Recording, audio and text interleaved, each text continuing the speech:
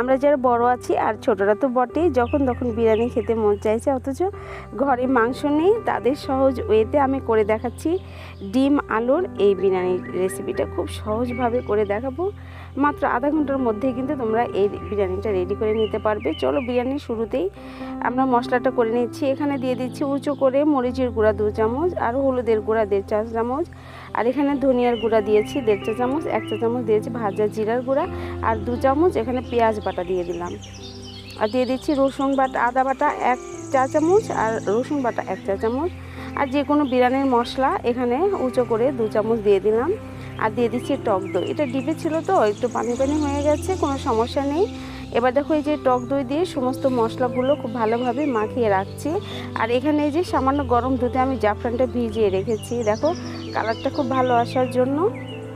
আর এখানে ডিম সেদ্ধ করে নিয়েছি 4টা, আর 2টা আলু বড় বড় করে সিদ্ধ করে কেটে রেখেছি। এবার এটা হলুদ লবণ দিয়ে মাখিয়ে খুব ভালোভাবে ভেজে নিতে হবে। এভাবে হাত দিয়ে মাখাচ্ছি না, এভাবেই মাখিয়ে নিলাম। এখন একটু তেল দিয়ে ভেজে নেব। এবার দেখো যে চালটা সিদ্ধ করে নিচ্ছি, বাসমতি চাল আমি এখানে 2 কাপ চাল পানিতে ভিজিয়ে রেখেছিলাম, 15 মিনিট ভিজিয়ে রেখেছিলাম। 15 মিনিট পর পানিটা ছেঁকে রেখেছি। এবার দেখো যে পানি দিয়েছি এখানে 1.5 লিটার পানির সাথে সাদা এলাচ, দারচিনি, আর এখানে স্টার অ্যানিস দিয়েছি, আর জয়ত্রী দিয়েছি, সামান্য সরিষার তেল দিয়ে দিলাম। দিয়ে এবার চালটা দেখো সিদ্ধ করে নিচ্ছি। এখানে 2 কাপ চাল আছে, 2 কাপ চালে কিন্তু বেশ অনেকখানি বিরিয়ানি হয়ে থাকে। বাসমতি চালটা রান্না করলে অনেক বেড়ে যায়।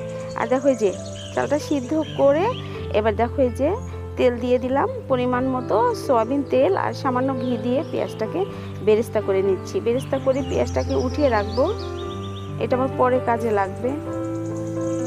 এবার দেখো বেরেস্তা ভাজা তেলেই কিন্তু আমি যে ডিমগুলো ভেজে নিচ্ছি, আলুগুলো ভেজে নিচ্ছি। একটু ব্রাউন করে ভেজে নিতে হবে, দেখতে ভালো লাগবে, খেতেও ভালো লাগবে। ভাজা তেলে ভাজা, যেহেতু এখানে আমি বেরেস্তা করেছিলাম, বেরেস্তার তেলেই কিন্তু ভেজে নিচ্ছি এগুলো। আর এই যে মশলাটা যে পানিতে ভিজিয়ে রেখেছি, টক দই দিয়ে ভিজিয়ে রেখেছিলাম, সেটাই দেখো এই যে তেলের মধ্যে দিয়ে এবার একটু পেঁয়াজটা বেরেস্তা দিব, যেটা ভেজে উঠিয়ে রাখলাম ওখান থেকে অর্ধেকটা পরিমাণ দিয়ে এবার মশলাটা ভালো করে কষিয়ে নিতে হবে। কাঁচামরিচ দিয়ে দিয়েছি পরিমাণ মতো, ঝাল অনুযায়ী তোমরা এটা দিয়ে দিতে পারো। আর এবার দেখো মশলাটা কষিয়ে তেল উপরে ভেসে উঠেছে। এবার দেখো যে ডিম আর আলুটা দিয়ে দিলাম। আলুটা দিয়ে একটু ভালো করে কষিয়ে নিতে হবে। কষিয়ে গরম পানি দিয়ে দিচ্ছি 1 বাটির মতো, দিয়ে ঢেকে রেখেছিলাম। লবণ দিতে ভুলে গিয়েছিলাম, লবণটা এখন দিয়ে দিলাম। লবণটা দিয়ে দেখো যে ডিম আর আলুটা খুব ভালোভাবে সিদ্ধ হয়ে গেছে। এখন উঠিয়ে নিচ্ছি, উঠিয়ে নিয়ে চালটা দিয়ে দেব। এই যে অর্ধেক চাল দিয়ে দিলাম, অর্ধেকের একটু বেশি চালটা দিয়ে দিলাম। দিয়ে এবার দেখো ডিম আর আলুটা দিয়ে দিচ্ছি আমি সাজিয়ে।